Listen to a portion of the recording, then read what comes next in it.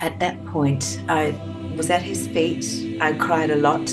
I confessed a lot of things to him. He gave me the courage to look up, and as I looked up, I saw his foot. Because now I was close. Before it was a bit of a distance, but now I was really close and at his feet. And I saw his foot, and in the top of his foot, I saw a hole. I saw light coming from this hole. And as I looked into the light, I realized when I saw it, not only is Jesus real, the crucifixion is real.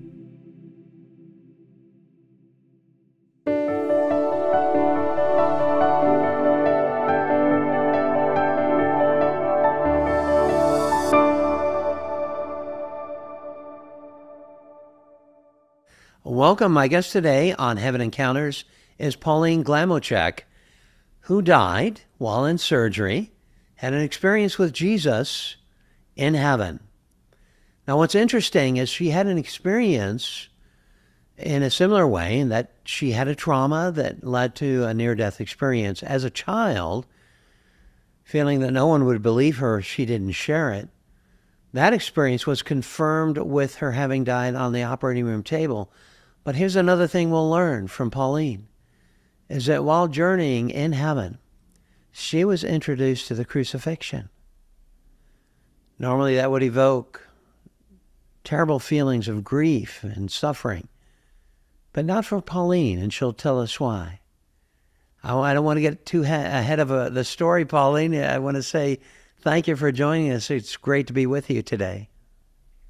Oh, it's been a lifelong uh, journey to meeting you, which your audience will learn why I say that a little bit later in this interview. But for now, thank you so much, Randy, for doing what you do, and it's a privilege to be here with you. Well, thank you, Pauline. And you, as a child, were introduced to God in a very unique and powerful way. Tell us what led up to that, and then we'll link that with what happened later on in your life. Okay, I'll tell you briefly about my uh, earthly experience of having an afterlife encounter with Jesus. Um, and I'll go into detail a little bit later on, but it was 1977 when this encounter happened to me. I was with my parents. We'd gone on holidays and were on a family picnic. I ran down the hill chasing after the other children. I tripped on a rock, and instead of going with the impetus, I overcorrected and really flung myself back rather hard and hit my head on a rock. At that time, everybody told me that I'd only been out for 5 minutes. So the story of the first words that came out of my mouth, they couldn't believe, because the first words I spoke were, Jesus is real. Jesus is real. And I've just been with Jesus. Um, I could hear from those around me that they were very concerned. I didn't recognize anybody. I had total amnesia. So I was taken, I told them the story as soon as I could form words and recount it. And I told them all my experience, and they basically said, well, that couldn't have happened because you were only out for 5 minutes. It was only 5 minutes that you weren't with us. Um, as a child, of course, I couldn't explain that different time aspect when we're on the other side. I had no words for it. I was frightened because I didn't know it. I didn't recognize anybody. So they took me to the doctor. I had brain fluid coming out of my ear. My mother basically said, I remember hearing her saying, "Oh, her color's coming back. Her color's coming back. Thank you, God." Wow. And I remember that and a few things, but I didn't remember who they were at all. So they took me to the doctor, and he said, basically, they said, tell him the story. Tell him what you told us. And I told him, and I could just see he turned away from me after I'd told him what I'd experienced, and looked at them and said, "This is confabulation. It happens because of a brain injury. She's had a traumatic brain injury. It's a brain trauma. She may have brain damage, and it's only time will tell whether her memory will be restored." We were in a country town, so we weren't near a hospital or anything like that. Um, but upon that happening, we hastily packed up and moved. My parents drove back some 8 hours back to our city because we were in another state. We were in the state of Victoria, and we're actually from South Australia. So, yeah, the doctor, basically said it didn't happen. It was just a figment of my imagination. Um, and I knew that in 1977, if you insisted that such a story was true, that it would mark you as kooky. And I knew after Mm. having this experience that I was already different now. I saw things differently now. Mm. So, fast forward into life, I kind of had to put it away. My memory returned I thought it was 4 hours later, but my mother said it was about 8 hours later. It started to return. Mhm. And gradually, as God does, He completely healed me of this injury, Mm. this brain injury, without any after effects. In fact, I excelled in school, so I didn't have to study very much until I had to, and that's when things went downhill, when things became about rote learning. But while things were about common sense and critical thinking and seeing things from a higher perspective, um, it had given me a great advantage, I remember. Um, but yeah, so throughout my life, the world that I came back to was not the world that I experienced when I was with Jesus. So it was very easy for me to say it didn't happen. It was easy for me to put it away and be two minded. On the one hand, it did. I knew deep down it did happen, and I knew what I had to do. On the And other hand, it didn't happen. I had to get on in the world. So, fast forward some 45 years, I lived a very secular life. Um, to say that I missed the mark of love many, many times, as we do, um, is an understatement. I wasn't really worshipping Jesus. I had to keep that, to my mind, I had to keep that experience at arm's length so that I could get along in the world, or get along, get on. But I was very wrong and about that philosophy. Um, so yeah, fast forward 45 years, and I had a child in a marriage. My husband and I divorced, and I ended up being a single mother. He was a bohemian type. I, sort of was attracted to that kind of lifestyle, and yeah, so that marriage didn't work out. So 18 years later, I met another man and a police officer, and we married rather hastily. Um, and as it would happen with people who are hurt people, as we know. and So the relationship broke down rather quickly after we married. And he was very traumatized, a complex post traumatic stress disorder. And uh, as a result of that, I ended up being physically injured due to a domestic violence incident. uh, This injury was so bad that I sustained internal bleeding, which Mm. went on for quite some time until I had to have emergency surgery.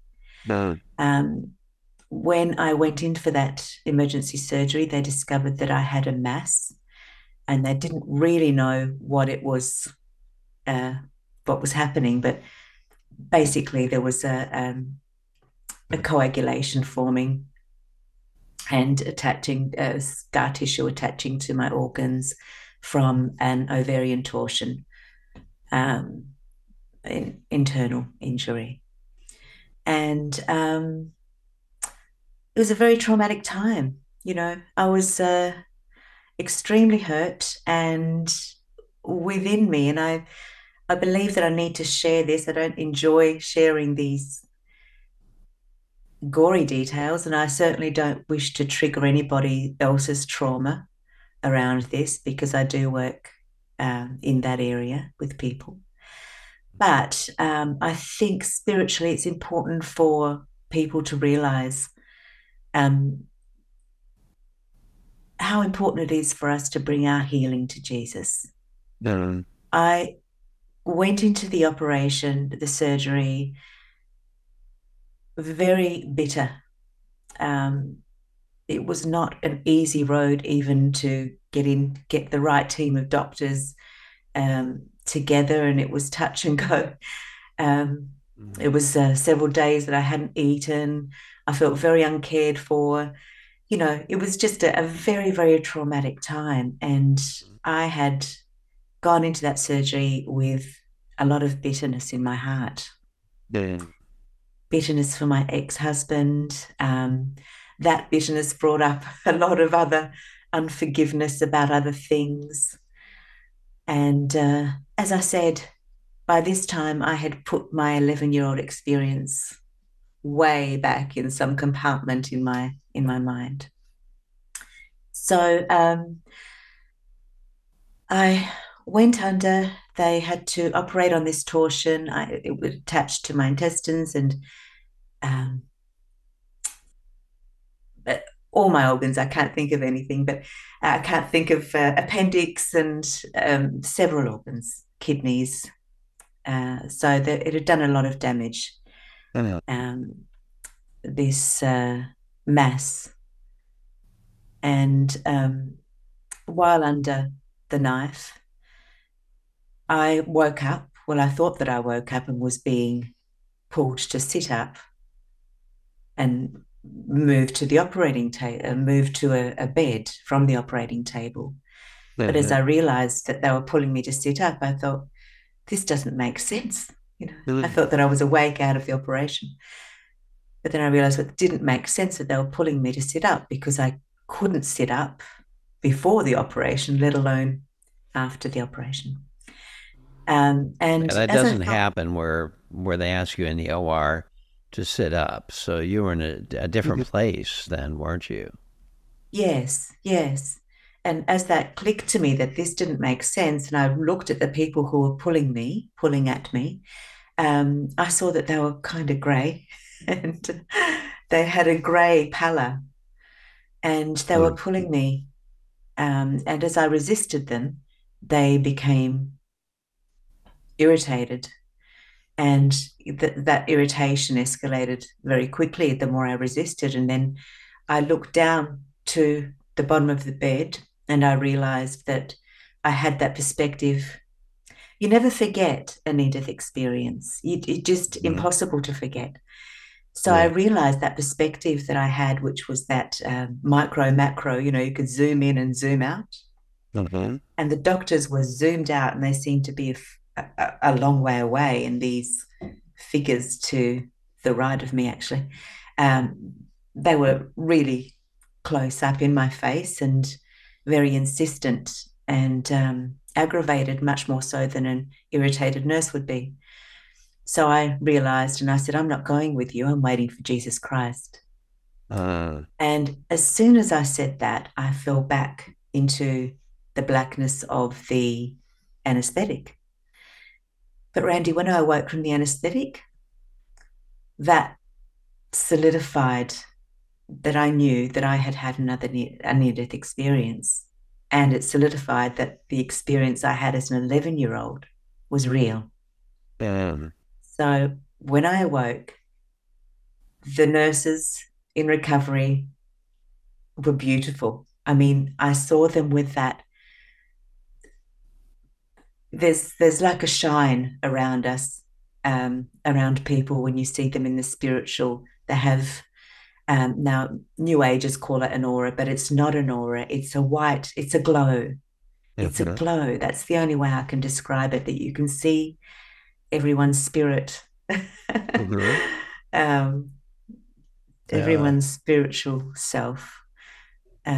Now, not everyone had that glow, but everyone that I woke to in the hospital did, the doctors did.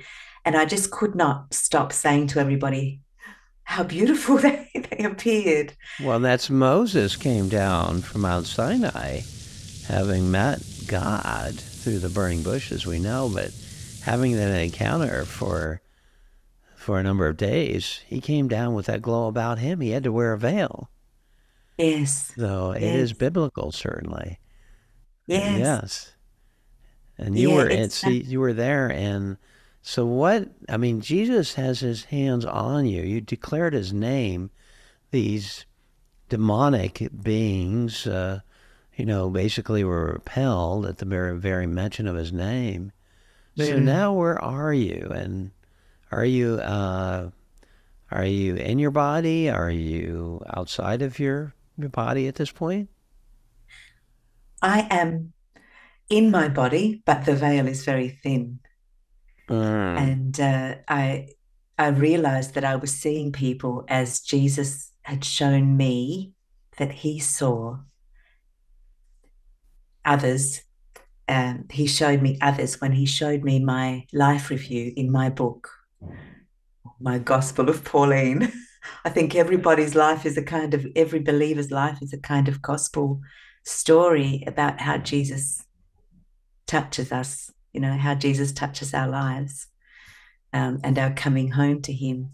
So when he showed me during my childhood near death experience, he showed me everybody in this life story, and I saw them glowing.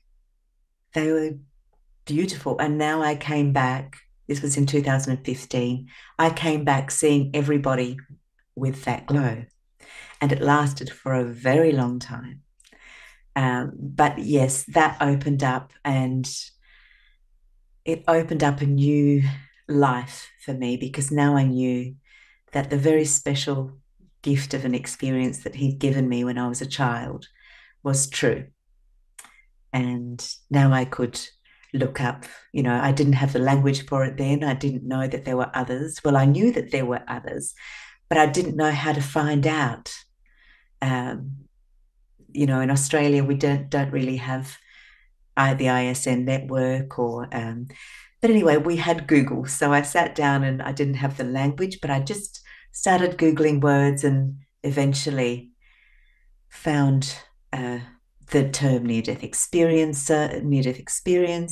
And, but all of the experiences that I saw were not like mine. They weren't an encounter with Jesus. Um,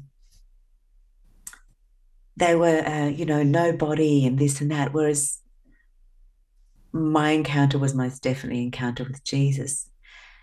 So then I found Howard Storm's testimony, and that really helped me to breathe a sigh of relief and know that I wasn't the only one, and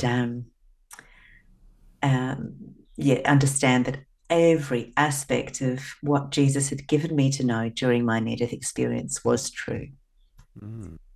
Well, tell us, Pauline, how you met Jesus and at what point, and then he brought you on a journey, and then, as we mentioned earlier, he brought you to the cross. So He tell did. us all of that, how that happened, and what transpired during your time with Jesus, and how you entered into that space of heaven. Jesus Wow. Now I've got my tissues close by. We, as I said earlier, I fell on, I fell running down a hill and struck my head. And as soon as I struck my head, I realized that I didn't feel any pain upon, I anticipated pain, but there was no pain. I came out of my body very quickly. I looked, just glanced at my body laying there below me, but I was so filled with bliss that I didn't care for it very much at all. Mm.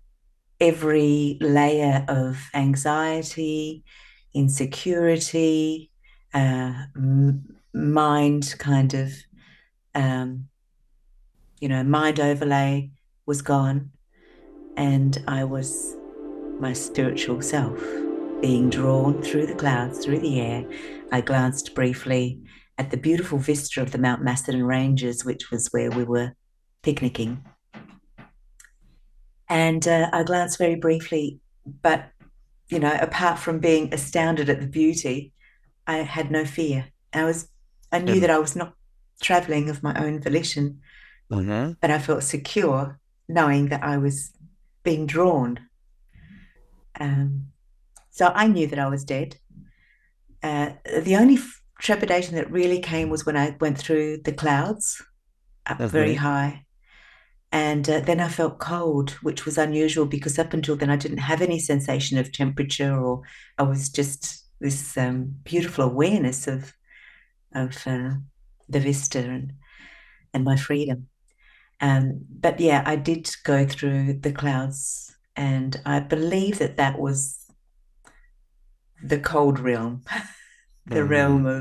of the demonic. Yes. What some term the second heaven. I believe so. Yes. I believe that was the second heaven that I Paul talked passed. about the third heaven, where he had beheld the third heaven, and the heavens is plural in the Bible. We Yes, oftentimes presume that the galaxies are the first heaven, second heaven would be that what you just described. But you were on your way to the third heaven, it sounds like. it was. As soon as I'd passed through those clouds, the atmosphere is very thin. As soon as I passed through that cold and felt trepidation, I looked up and I could just see space. And I thought, well, is this going to be a lost in space exercise? That's. I just thought, am I going to be flying around in space? But no, immediately this black hole, a portal appeared, and it vacuumed me into it Ah, immediately. As soon as I felt unsure about where I was going. So I was now in this portal and traveling very, very fast. And as soon as within that portal, I wondered about, oh, how long am I going to be in this tunnel? ah, Um, and I saw the stars streaming by. It was at great speed. As soon as I thought that and I looked up, I saw a golden light, and it grew. I came very close to it very quickly, and it actually seemed to rain into the tunnel. And before I knew what the I was experiencing that light, no, God's light. no, And before, I was immediately immersed in it. As soon as no, it came in, I was in it, you know. I wouldn't say that I came into it. I would say that it came into the tunnel. no, Um, and while I was in that, it was kind of it was a kind of floating, but being held at the same time. And I would describe it as being in God's love, no, in the spirit of God's love. no, Um, I didn't see God's face, but I felt his love immediately. And he told me things which were, I just remember thinking, wow, it's so simple. Because no, immediately I asked, what's going to happen to me now? What's life about? And the only answer, I had this knowing that everything on earth and in heaven, but even on earth, is held together by his love. Love Good. is the fiber of everything. Yeah. It's the component that keeps, we can talk about electrons and atoms and what have you, but it's love that holds all of that. That is. It sounds, it's difficult to understand, but he explained it to me so that I knew as a child would know. But the love that I experienced from him was so, it emboldened me so much, and it Good. completed me, and I knew that I was home. Mm. Um, so I was there and I felt free and totally loved. And, you know, to be loved by God, you're complete. It's just it's the completeness that we're looking for. And feeling so complete, I began to look around, and I saw down just a little bit below me were some people, and I floated. I looked as soon as I wanted to be there, I was there. It's That's a kind of nice. gliding travel. We don't walk there. Uh, But yes, I experienced this welcoming from this party of people. Now, I believe that they were my relatives, but mhm. because the familiar feeling was so strong. But they really fade into insignificance when I looked around at where I was. Um, that was lovely, that reception, but I looked around where I was and I could see this wall. It was like I was on a flat plane, and then behind me there was the stars. But in front of me there was this great wall and a gate, an arched gate. Mhm. And it was very much like Jerusalem. Mm. Um, now, when I see Jerusalem, but a glowing Jerusalem, it was just a Uh-huh. glow. And with that ability that we have in the afterlife, I could see over this wall, I could see hills and children playing, and I could see the most brilliant sky. And I saw this beautiful light in the sky, and I thought, oh, what a sun this world has. Uh, But it wasn't the sun at all. As soon as I saw it, it started to travel towards me, and very quickly before me, I could see that there was a white center to this orb and a figure stepping out. And when I saw the figure stepping out, I immediately knew who it was. uh, Um, and in myself, I was just blown away and aghast and amazed and, frozen, mm, because he was so magnificent. uh, And in myself, I just said, oh, is that Jesus? He's really real. He's really real. nice. And when I said that within myself, immediately he projected this laugh into me, this chuckle. Uh, Um, it was so I was filled with his joy and um, his delight in me. So that was overwhelming, and it was, I was very embarrassed at that point to have thought that, and that he could read my mind, because I didn't really understand that. I didn't know until then that my mind was, that I was an open book.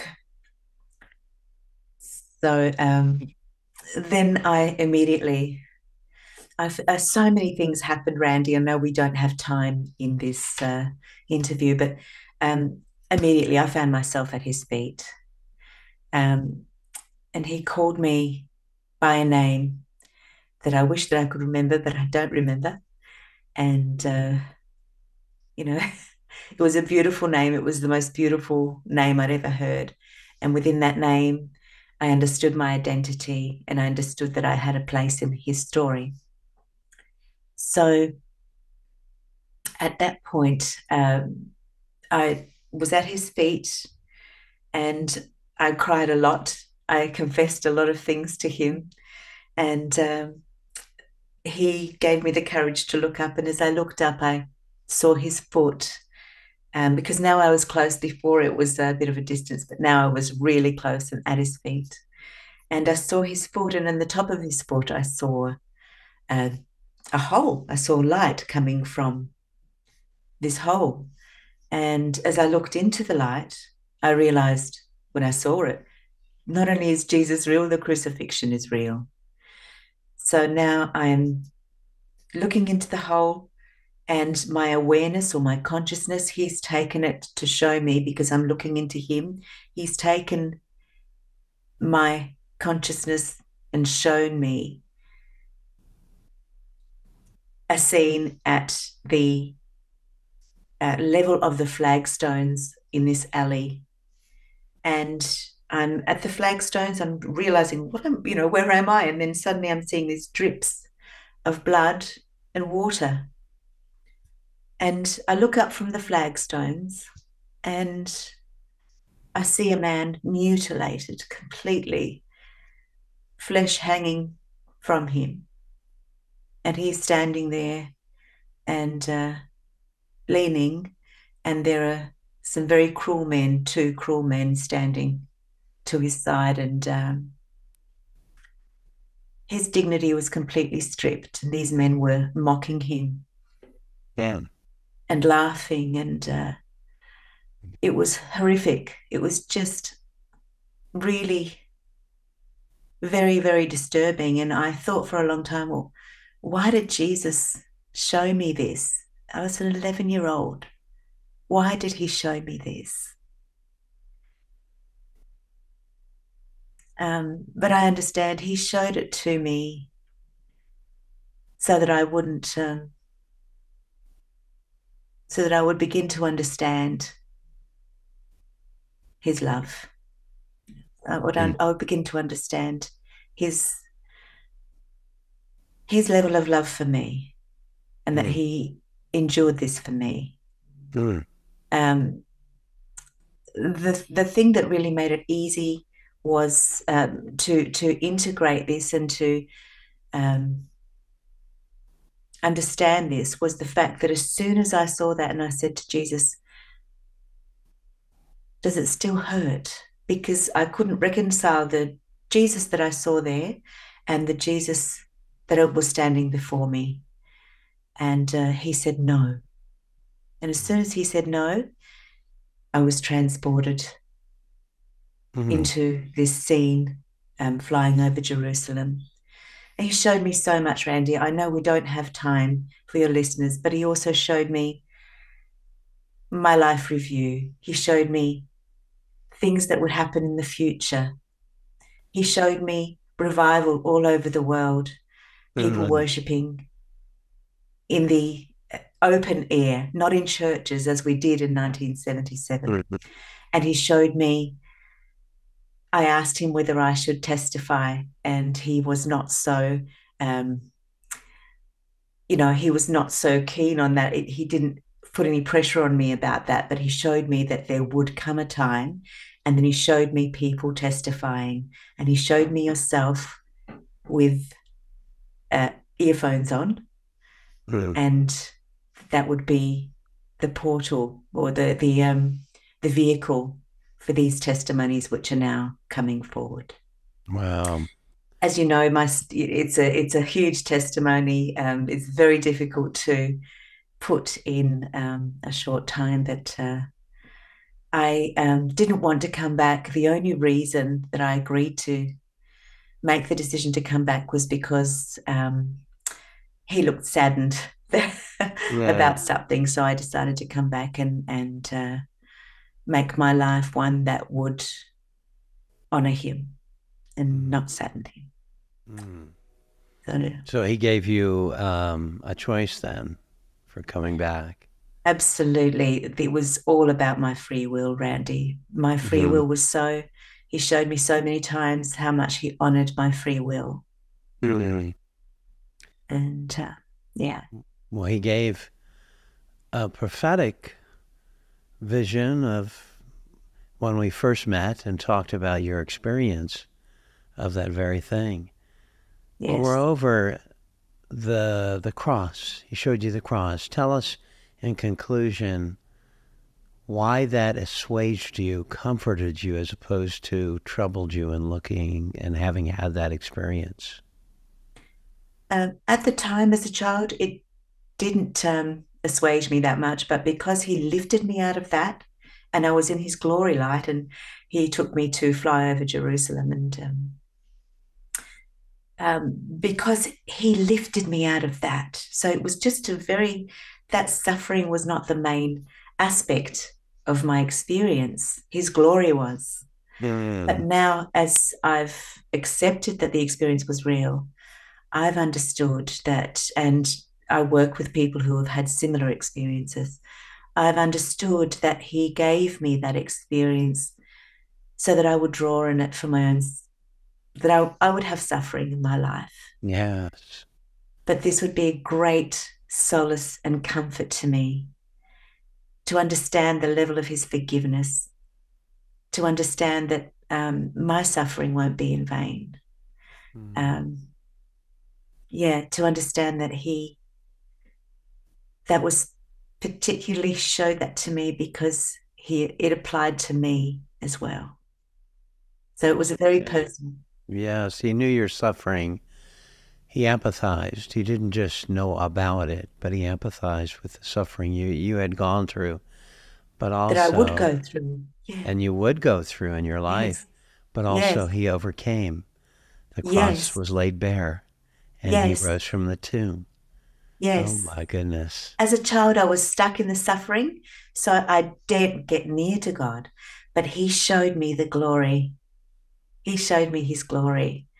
And now I'm much more in his glory than I'm much more, my mind is blown by his love and glory.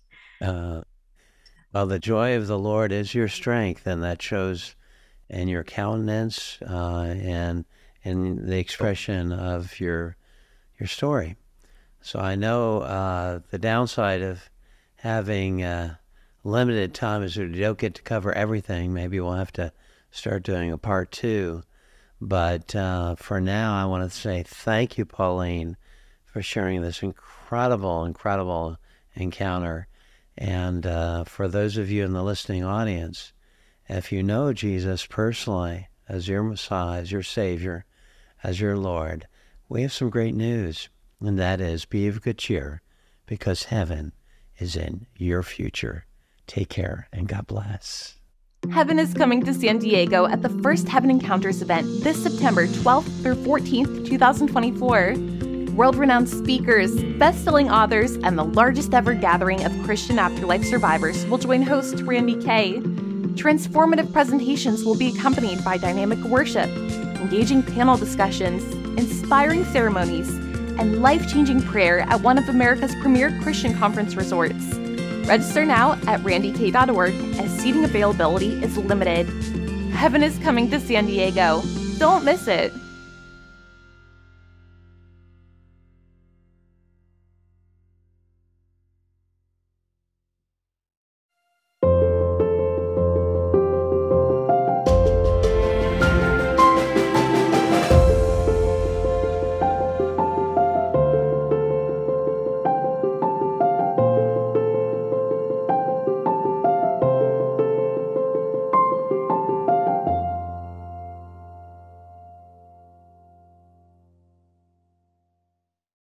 Thanks for listening. Please like and subscribe. And if you'd like further information, go to our website at randykay.org, where our mission is simple: to share the great news of God's love.